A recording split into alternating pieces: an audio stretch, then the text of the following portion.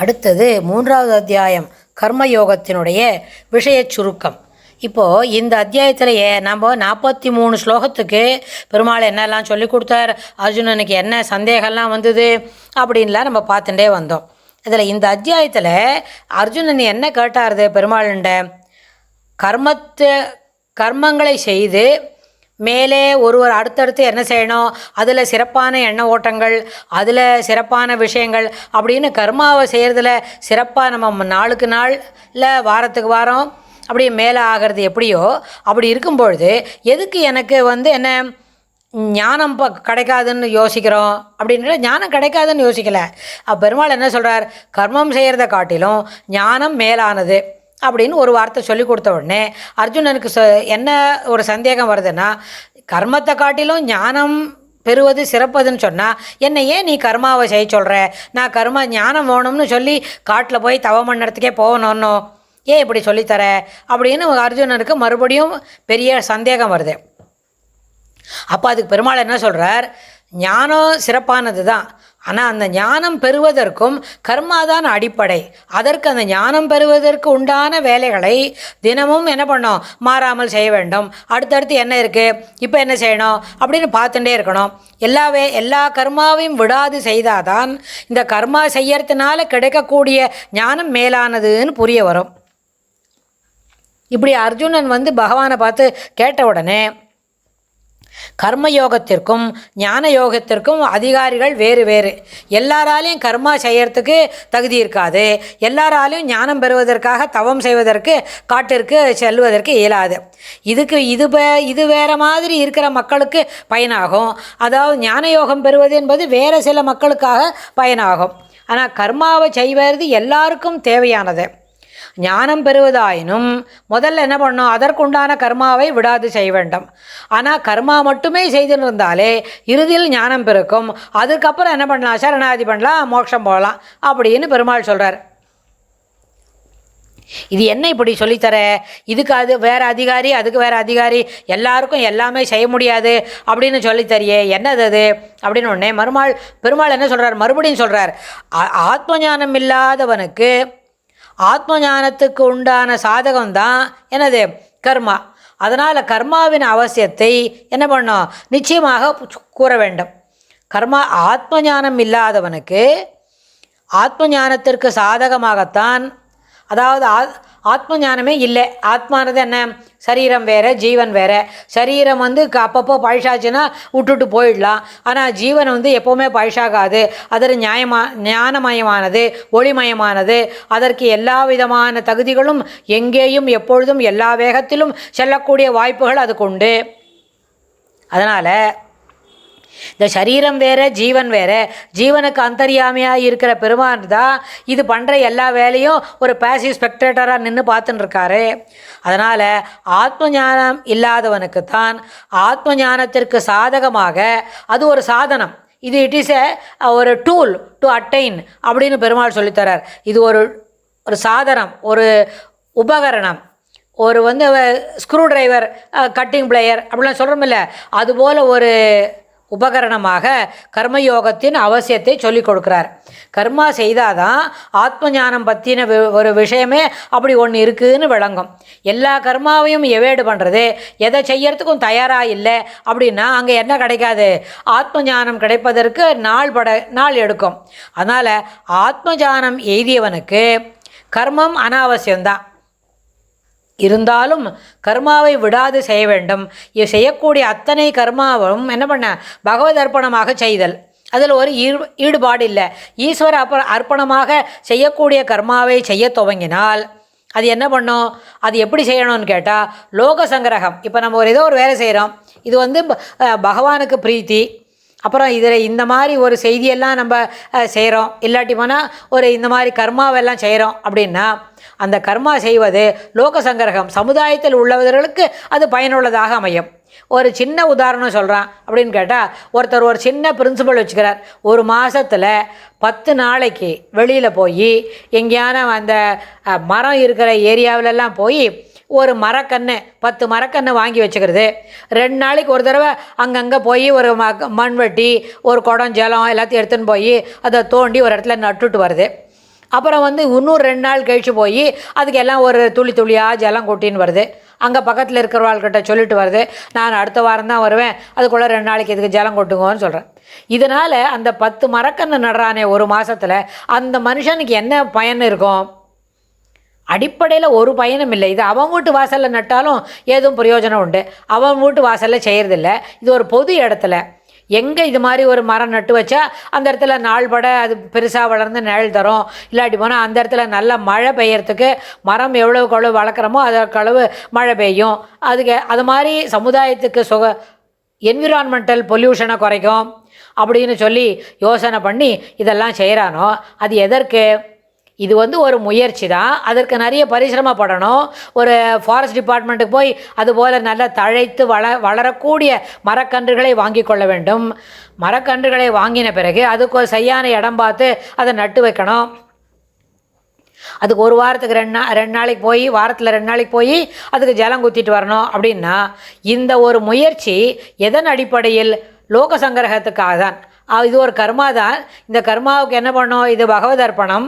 இது வந்து இந்த மாதிரி சமுதாயத்தில் நிறைய மரம் நட்டு வச்சா இந்த சமூகத்துக்கு சிறப்பாக அமையும். அப்புறம் நல்ல மரம் வளர்ந்தால் மழை கிடைக்கும், அந்த இடத்துல நிறைய நிழல் கிடைக்கும் அப்படின்லாம் யோசித்து ஒருத்தன் பண்ணுறான்னா இதனால் தனிப்பட்ட முறையில் ஒரு தனி மனிதனுக்கோ பக்கத்தில் இருக்கிறவனுக்கோ எந்த பயனும் இல்லை என்றாலும் அது என்ன பண்ணோம்? சமுதாய சிறப்பிற்கு மேன்மை தரும், சமுதாய சிறப்பிற்கு வழிவகுக்கும். அப்படி இல்லாமல் அப்புறம் என்விரான்மெண்டல்னு சொல்லும்போது அந்த என்ன பண்ணோம்? நிறைய மழை பெய்யும், ஒரு பறவையெல்லாம் அங்கே வந்து தங்கியிருக்கும், அப்புறம் நிறைய அளவில் அது நிறைய வித்தியாசங்கள் அந்த ஏரியாவில் கிடைக்கும். அப்படின்னா இதுபோல் இந்த லோக சங்கிரகத்தின் பொருட்டு கர்மம் செய்தல் அவசியம். இதில் வந்து மாற்று கருத்தே இல்லை. ரொம்ப பெரிய ஞானியாக ஆனால் கூட அந்த லெவலில் அவன் என்னெல்லாம் கர்மா விடாத செய்யணுமோ அதுதான் செய்யணும். இந்த இடத்துல நம்ம தூப்பல் குளமணி நிகமாந்த மகாதேசிகன் நிறைய கருத்துக்களை பரிமாறி சொல்லி கொடுத்துருக்கார். அதாவது சந்நியாசம் வாங்கிக்கணும் அப்படின்னா வாங்கிக்கலாம், எல்லாருக்கும் அது கொடுப்பினே இருக்காது. ஒரு 1,00,000 பேரில் ஒருத்தருக்கு சன்னியாசம் வாங்கிக்கிறதுக்கு வாய்ப்பு இருக்கும்னு ஒரு சின்ன ரேஷியோ வச்சுக்கலாமே. அப்படின்னா அப்படி சந்நியாசம் வாங்கிண்டா கூட அந்த சந்நியாசியாக இருந்தாலும் துறவரம் பூண்டாலும் அவருக்கு என்ன செய்யணும்? அன்றாட காரியங்களை விடாது செய்யணும். சந்தியாவந்தனம் திரிகால சந்தியாவந்தனம் இருக்கணும். அப்புறம் ஜபதபாதிகளை விடாது செய்யணும். அப்புறம் அந்த ஜபம் பண்ணால் அஷ்டாட்சரம் சொன்னால் என்ன பலன் கிடைக்கும் அப்படின்னு நம்ம கிரகஸ்தனாக இருந்தாலே அதை பற்றி யோசிக்க முடியாது. சொல்ல வேண்டியது கடமை, சொல்லு, நாக்கு இருக்குது, சொல்ல தெரியுறது. அப்புறம் அஷ்டாட்சரம் சொல்கிறதுக்கு உபதேசமாக இருக்குது, சொல்கிற சமர்ஷனம் ஆகிருக்கு, பரநியாசம் ஆகிருக்கு, அதெல்லாம் சொல்கிறேன். அது தனிப்பட்ட முறையில் கிரகஸ்தனாக இருக்கிறவனுக்கு. ஒரு துறவரம் பூண்டவருக்கு என்ன இருக்கும்னு கேட்டால் அவரும் இதெல்லாம் ஜபிக்கணும். அப்புறம் அவளுக்கு சந்நியாசத்தை இருக்கிறவாளுக்கு துறவரம் பூண்டவாளுக்கு கார்த்தால் எழுந்து அதாவது பிராத்த காலத்தில் சில ஜபங்கள்லாம் பண்ணணும். அதே மாதிரி சாயங்காலம் சந்தியாவந்தனம் அந்த காலம் முடிஞ்ச பிறகு ஏதோ ஜபதபாங்கள்லாம் பண்ணணும்னு வச்சுக்கோங்க. இது எல்லாம் எதுக்கு? லோக சங்கரத்துக்காக. அவருடைய அந்த துறவரம் யாருக்கும் என்ன பண்ணோம்? நல்லது தான் செய்யும். எல்லாருக்கும் சமுதாயத்தில் இருப்ப அவருடைய சிஷ்ய கோட்டிகள் மட்டும் இல்லை, பொதுவாக எல்லாருமே சிறப்பாக இருப்பதற்கு அது பயனாகும். அதனால் துறவரம் பூண்ட பிறகும் துறவரம் இருந்தாலும் இதில் என்ன பண்ணோம்? பயனில் இச்சையை விட்டு ஸ்வதர்மத்தை செய்ய வேண்டும் என்று அர்ஜுனன் கேள்விக்கு முடிவான பதிலை சொல்கிறார். ஆமாம், எனக்கு இன்னொன்று எப்போவுமே அவுட்கமில் இல்லை, ரிசல்ட்டில் மனம் வைக்காத, செய்ய வேண்டியது உன்னோட கடமை அப்படின்னு செய்யன்னு அர்ஜுனனுக்கு பெருமாள் சொல்லி கொடுக்குறார். இதில் இன்னொன்று, இச்சையே இல்லாவிடணும். அதாவது ஆசையே இல்லை, சாதாரணமாக அவன் பாட்டுக்கு எல்லா வேலையும் ஒரு மெக்கானிக்காக மெஷின் போல் செய்துன்னு இருக்கான். இருந்தாலும் தன் வயமின்றி பாவத்தில் மனிதனுக்கு பிரவೃತ್ತಿ ஏற்படுவதற்கு என்ன காரணம்? அதற்கு என்ன காரணம் அப்படின்னு சொன்னால் அப்போ தான் பெருமாள் சொல்கிறார், ஆசையே துன்பத்திற்கு காரணம். இது பெருமாள் நீ தான் பண்ணுறியா, நீ தான் எல்லாரையும் பாவத்தில் தள்ளி விடுறியா அப்படின்ற மாதிரி அர்ஜுனன் பெருமாள்கிட்ட பகவான்கிட்ட கேட்ட போது பெருமாள் என்ன பண்ணுறார்? புன்சிரிப்பு பிரிச்சுக்கிறார். அதில் முக்கியமான விஷயம், பெருமாள் பரமதயாளு, தயாபரன் அப்படின்னு சொன்னால் அவர் யாரையும் பாவத்தில் தள்ள மாட்டார். அவாவா கர்மவினை பயனாகவே அவர்களுக்கு நல்ல குணமும் தீய குணமும் சில நேரத்தில் சொன்னதை எடுத்துக்கொள்ளக்கூடிய மனமும் அதெல்லாம் கிடைக்கும். ஸோ இந்த அடிப்படையில் யோசிக்கும் பொழுது ஒருவத்தனோட ஆசை, அந்த ஆசையை என்ன பண்ணணும், முளையிலே எடுத்துடணும். அது கொஞ்சம் வளர விட்டுட்டு பார்த்தா அது நம்மளை என்ன பண்ண முடியும், ஒரு சாதாரணமாக ஒரு சிட்டிக்கை போட்டால் போகக்கூடிய ஒரு ஐப்பன் தோடி போல் இருக்கிற ஒரு செடி, அதுக்கு என்ன பண்ணணும், நல்லா வளர விட்டு கோடாலி அப்புறம் கடப்பாரை அதெல்லாம் எடுத்துன்னு போய் வெட்டி போடணுன்னா அது ரொம்ப பரிசிரமமான வேலை. அந்த அத்தகைய செயல்களை செய்வது மிகவும் சிரமம். அப்பொழுது மனம் அதற்கு ரொம்ப என்ன பண்ணும், சிரமப்படும். அதனால் எல்லா கெடுதிக்கும் முதற் காரணம் காமம். அந்த ஆசையை விட்டொழிக்க வேண்டும். அந்த கொடும் பகையை ஆதியிலேயே முளையிலேயே என்ன பண்ணோம், இந்திரிய நிகிரகத்தினாலும் இந்திரிய நிகிரகத்தினால் அதை ஜெயிக்க வேண்டும். மேலும் இந்த இந்திரியங்களுக்கு அப்பால் என்ன இருக்குது, ஒரு ஜீவன் இருக்குது மனசுக்குள்ள. அந்த ஜீவனுக்கு அந்தர்யாமி யார், ஸ்ரீமன் நாராயணன் பகவான். அவருடைய அருளாலேயும் என்ன பண்ண வேண்டும், இந்த இறைவன் அருளாலேயும் இந்த காமத்தை ஜெயிக்க வேண்டும். பெருமாள்கிட்ட பிரார்த்தனை பண்ணிக்கணும், கிருஷ்ணா எனக்கு இதுலேயும் சின்ன சின்ன விஷயங்கள்லாம் மனசு அப்படி போகிறது, இதுலேருந்து என்னை சமாளித்து கொடு, இதுலேருந்து என்ன விலக்கி கொடு அப்படின்னு பெருமாளுண்டே கேட்கணும். இந்திரியங்களுக்கு அப்பால் மனதில் உரையும் பகவானிடம் அவருடைய அருளை வேண்டி பெற்று இந்த காமத்தை ஜெயிக்க வேண்டும் அப்படின்னு பெருமாள் இந்த அத்தியாயத்தில் விவரமாக சொல்லி கொடுக்குறார். அதாவது முக்தி நெறி என்று மொழியும் அவற்றுக்கு உன் கண்மம் சித்தி பெறா ஆடவர்க்கு சேருமெனே அத்தன் புகன்று அருளும் புகன்றுன்னா சொல்லுறது, அப்புறம் அதுக்கப்புறம் அருளும் போத உரை புந்தியுற கொள்வார்க்கு அகன்றிடுமே வெவ்வினைக்கு அட்டு ஆங்கு அப்படின்னு சொல்கிறார். வெவ்வினைகட்காங்கு அப்படின்னு சேர்த்து படிக்கணும். ஆனால் அந்த கட்டு காங்குலாம் படித்தா தமிழ் வரதுனால வெவ்வினைகட்கு ஆங்கு அப்படின்னு. அந்த ஆங்கு என்ன, புகழ்ந்து சொல்லும். அதாவது பெருமாள் என்ன கூட்டு சொல்கிறார், உரை சொல்லி கொடுக்குறார். அது என்ன பண்ணும், புந்தி உரை கொள்வார்க்கு நன்னா மனசுக்குள்ளே வாங்கிக்கணும்.